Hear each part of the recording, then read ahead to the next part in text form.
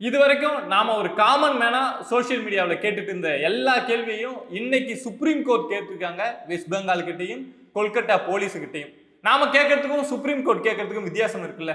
நாம கேட்கிறப்போ இவங்க பொய்யா பேசுறாங்க, இல்ல ஒரு ஸ்பெகுலேஷன்ல பேசுறாங்க அப்படிங்கிற குற்றச்சாட்டு எல்லாம் வரும். பட் இப்போ இந்த விஷயத்த சுப்ரீம் கோர்ட்டே கேட்டிருக்காங்க. காலையிலேயே உங்ககிட்ட சொல்லியிருந்தேன், சுப்ரீம் கோர்ட்ல என்ன டிஸ்கஷன் போகுது, அது கம்ப்ளீட்டா ரிப்போர்ட் ஆனதுக்கு அப்புறம் அதை பத்தி நான் உங்ககிட்ட பேசுறேன் அப்படின்னு. ஸோ நிறைய விஷயங்கள் சுப்ரீம் கோர்ட்ல நடந்திருக்கு. அதுல சில முக்கியமான விஷயங்கள் பத்தி தான் இந்த வீடியோல பேச போறோம். ஃபர்ஸ்ட் விஷயம் ஒரு பாசிட்டிவான விஷயங்க. இப்போ இந்தியா முழுக்க இவ்வளவு மாணவர்கள் வந்து போராடிட்டு இருக்காங்கல்ல, அதுக்கு முக்கியமான காரணம் அப்படின்னு பார்த்தோம்னா ரெண்டு விஷயம். ஒன்னு வந்து கொல்கத்தாவில் பாதிக்கப்பட்ட அந்த மாணவிக்கு நீதி கிடைக்கணும் அப்படிங்கிற விஷயம். இன்னொன்னு என்னன்னா, இதே மாதிரி இன்னும் இந்தியா ஃபுல்லா எத்தனையோ மருத்துவ மாணவிகள் இருக்காங்க, எத்தனையோ டாக்டர்ஸ் இருக்காங்கல்ல, அவங்கெல்லாம் அவங்க வேலை பார்க்குற இடத்துல பாதுகாப்பா இருக்கணும் அப்படிங்கிறது தான் அவங்களுடைய முக்கியமான கோரிக்கை. இதுக்கு சென்ட்ரல் கவர்மெண்டே ஒரு சட்டத்தை கொண்டு வரணும் அப்படின்லாம் சொல்லியிருந்தாங்க. ஸோ இந்த விஷயத்த சுப்ரீம் கோர்ட் வந்து கவனம் செலுத்தி இப்போ என்ன பண்ணியிருக்காங்க அப்படின்னா, தேசிய அளவில் ஒரு குழு ஃபார்ம் பண்ணியிருக்காங்க. இவங்க வச்சு இந்த கோரிக்கை சம்பந்தமா ஆய்வு செஞ்சு ஒரு அறிக்கை சப்மிட் பண்ணும். அதுக்கப்புறம் அந்த விஷயம் வந்து எக்ஸிகியூஷன் ஆகும் அப்படிங்கிற அடிப்படையில் இந்த விஷயத்த சுப்ரீம் கோர்ட் இப்போ செஞ்சிருக்காங்க. அதுக்கான டீமையுமே ஃபார்ம் பண்ணியிருக்காங்க. எந்தெந்த டாக்டர்ஸ் இதுக்குள்ள வருவாங்க அப்படின்னு. டெல்லி எய்ம்ஸ் அது மாதிரி முக்கியமான மருத்துவமனையிலேருந்து அந்த டீமுக்குள்ள நிறைய மருத்துவர்கள் வந்திருக்காங்க.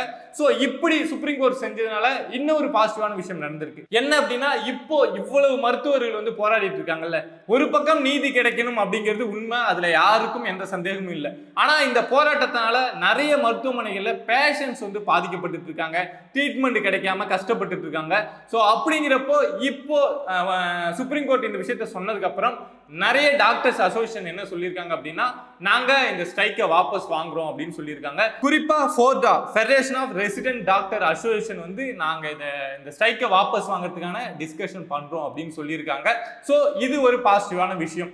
இந்த கேஸை வந்து இப்போ சுப்ரீம் கோர்ட் எடுத்து விசாரிச்சதுனால இப்போ அந்த ப்ரொடெஸ்ட் அப்படிங்கிறது கம்மியாகும், நாளைக்கே கூட முடிஞ்சு போலாம் அப்படிங்கிற இடத்துக்கு வந்திருக்கு. அடுத்த விஷயம் என்னன்னா, இந்த கேஸ் சம்பந்தமா எல்லா டீடைல்ஸும் கலெக்ட் பண்ணி இப்போ நிறைய போயிட்டு இருக்குல்ல, இன்வெஸ்டிகேஷன், சிபிஐ இன்வெஸ்டிகேஷன் போயிட்டு இருக்குல்ல. ஸோ இதெல்லாம் கலெக்ட் பண்ணி தேர்ஸ்டே அன்னைக்கு சுப்ரீம் கோர்ட்ல சிபிஐ சப்மிட் பண்ணும் அப்படின்னு சொல்லியிருக்காங்க. அதே மாதிரி வெஸ்ட் பெங்கால் வந்து சிபிஐயோட இன்வெஸ்டிகேஷனுக்கு ஃபுல்லா அங்க இருக்கக்கூடிய போலீஸ், அங்க இருக்கக்கூடிய அட்மினிஸ்ட்ரேஷன்ல இருக்கக்கூடியவங்க எல்லாருமே சிபிஐ இன்வெஸ்டிகேஷனுக்கு சப்போர்ட் பண்ணும் அப்படின்னு சொல்லியிருக்காங்க. இந்த சிபிஐ இன்வெஸ்டிகேஷன்ல ஒரு முக்கியமான விஷயம் நடந்திருக்கு. என்ன அப்படின்னா, ஒரு 25 பேர் கொண்ட டீம் தான் இந்த இன்வெஸ்டிகேஷன் அப்படிங்கிறத நடத்துறாங்க. ஆனா அதுல ஹெட்டா இருக்கக்கூடியவங்க பார்த்தோம்னா ஒரு பெண். யாரு அப்படின்னு பாத்தீங்கன்னா சம்பத் மேனா. அவங்களுக்கு சப்போர்ட்டா இருக்கக்கூடியவங்க யாருன்னு பாத்தீங்கன்னா சீமா பகுஜா. இவங்க 2 பேர் தான் இந்த கேஸ்ல இந்த சிபிஐ டீம்லயே முக்கியமான பர்சன்ஸா இருக்காங்க. இந்த சம்பத் மேனா அப்படிங்கிறவங்க தான் இந்த 25 பேருக்குமே ஹெட். ஏன் இவங்களுக்கு இந்த கேஸ்ல வந்து எவ்வளவு முக்கியமான கேஸ், எவ்வளவு சென்சிட்டிவான கேஸ்ன்னு தெரியும். ஏன் இவங்களை இந்த கேஸ்ல கொண்டு வந்திருக்காங்க அப்படின்னா, 2020 உத்தரப்பிரதேசத்துல ஹத்ராஸ்ல ஒரு 19 வயசு பெண் வந்து பாலியல் வன்கொடுமை செய்யப்பட்டு கொலை செய்யப்பட்ட சம்பவம் நமக்கு தெரியும். இப்போ எப்படி கொல்கத்தா கேஸ் இருக்கோ அப்போ அத மாதிரி அந்த உத்தரப்பிரதேசம் ஹத்ராஸ் கேஸ் அப்படிங்கிறது இருந்தது. இந்தியா முழுக்க அது பெரிய பேசு பொருளா இருந்தது. அந்த கேஸை லீட் பண்ணவங்க யாருன்னு பாத்தீங்கன்னா இந்த சம்பத் மேனா தான். ஸோ அவங்க தான் இந்த டீமை லீட் பண்றாங்க. ஸோ அப்படிங்கிறப்போ இதோட இன்வெஸ்டிகேஷன் அப்படிங்கிறது ரொம்ப ஃபாஸ்டா இருக்கும். விழாநடமன்னைக்கே சுப்ரீம் கோர்ட்ல நிறைய திடுக்கிடும் முக்கிய தகவல்களை சிபிஐ சப்மிட் பண்ணுவாங்க அப்படின்னு நம்ம எதிர்பார்க்கலாம். இப்போ கேள்விக்கு வரங்க. நாம நிறைய கேள்வி கேட்டுட்டு இருந்தோம்ல, பிரின்சிபல் சம்பந்தமாகவும் சஞ்சய் ராய் சம்பந்தமாகவும் அங்க அந்த மருத்துவர்கள் போராடிட்டு இருந்த இடத்த அந்த கலவரம் நடந்ததுல அது சம்பந்தமா நிறைய கேள்விகள் கேட்டிருந்தோம். அதுல சில முக்கியமான கேள்விகளை இன்னைக்கு சுப்ரீம் கோர்ட் கேட்டிருக்காங்க. என்ன அப்படின்னா, அந்த மருத்துவ மாணவி இறந்து போனது எப்போ அப்படின்னு தெரியும். ஒரு 5 மணிக்குள்ள இறந்திருக்காங்க. அது அந்த மேனேஜ்மெண்ட்டுக்கு வந்து ஒரு 7 மணிக்குள்ள தெரிய வந்துருச்சு. ஆனா எஃப்ஐஆர் பதியப்பட்டது அப்படிங்கிறது 11:45 AM. ஸோ இவ்வளவு கேப் எதுக்கு? ஏன் எஃப்ஐஆர் பதிய இவ்வளவு லேட் ஆச்சு? அதுக்கு கவர்மெண்ட் காரணமா இல்ல கொல்கத்தா போலீஸ் காரணமா அப்படிங்கிற கேள்வியை வச்சிருக்காங்க. அதே மாதிரி அந்த பெண் இறந்து போனாங்கல்ல, அதை வந்து சூசைடுன்னு மாத்துறதுக்காக முயற்சிகள் நடந்திருக்கு. அந்த பிரின்சிபல் முயற்சி பண்ணியிருக்கார் அப்படிங்கிற விஷயத்த சுப்ரீம் கோர்ட்டே சொல்லிட்டாங்க. இதுக்கப்புறம் யாரும் சொல்லணும் அப்படின்னு இல்லை.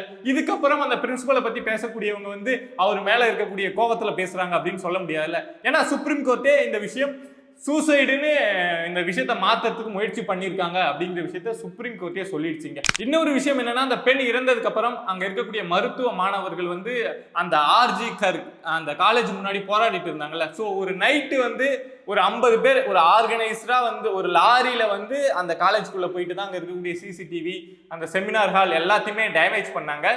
அப்போ அங்க இருந்த காவல்துறை என்ன பண்ணிட்டு இருந்தது, கொல்கத்தா போலீஸ் என்ன பண்ணிட்டு இருந்தது அப்படிங்கிற கேள்வி வச்சிருக்காங்க. இதுக்கு நிறைய பேர் பதிலும் கொடுத்திருக்காங்க. என்ன அப்படின்னா, அப்போ அவங்க வரதை பார்த்துட்டு கொல்கத்தா போலீஸ் வந்து எட்டக்க போயிட்டாங்க, நாங்க சம்பவ இடத்திலே இல்லை அப்படின்னு சொல்ற மாதிரி அந்த இடத்தையே இல்லாம எட்டக்க போயிட்டாங்க அப்படிங்கிற விஷயத்தையும் சொல்லியிருக்காங்க. ஸோ அப்படி நடந்தது அப்படின்னா அதுக்கு காரணம் என்ன அப்படிங்கிற கேள்வியும் அங்க வைக்கப்பட்டிருக்கு. அதே மாதிரி வெஸ்ட் பெங்காலோட கவர்மெண்ட் தலையில ஓங்கி ஒரு கொட்டு வச்சிருக்காங்க அப்படின்னே சொல்லலாம். இந்த சம்பவம் இப்படி நடந்ததுக்கு, அந்த பெண் பாதிக்கப்பட்டதுக்கு, இந்த அது கலவரமா மாறினதுக்கு எல்லாத்துக்குமே வெஸ்ட் பெங்காலோட சட்ட ஒழுங்கு பிரச்சனை தான், அவங்க இதை சரியா ஹேண்டில் பண்ணல அப்படிங்கிற விஷயத்தையும் சுப்ரீம் கோர்ட் சொல்லியிருக்காங்க. அதே மாதிரி இன்னொரு விஷயம், அங்க இருக்கக்கூடிய நீதிபதிகள் அதுவும் தலைமை நீதிபதி வருத்தப்பட்டு சொன்ன விஷயம் என்ன அப்படின்னா, இப்போ அந்த பெண் மருத்துவர் இறந்து போனாங்கல்ல, அவங்களுடைய புகைப்படங்களும் அவங்களுடைய ஐடென்டிட்டியும் சோசியல் மீடியாவில் நிறைய பகிரப்பட்டிருக்கு. அதை பார்க்கறதுக்கு நான் ரொம்ப வருத்தப்படுறேன்.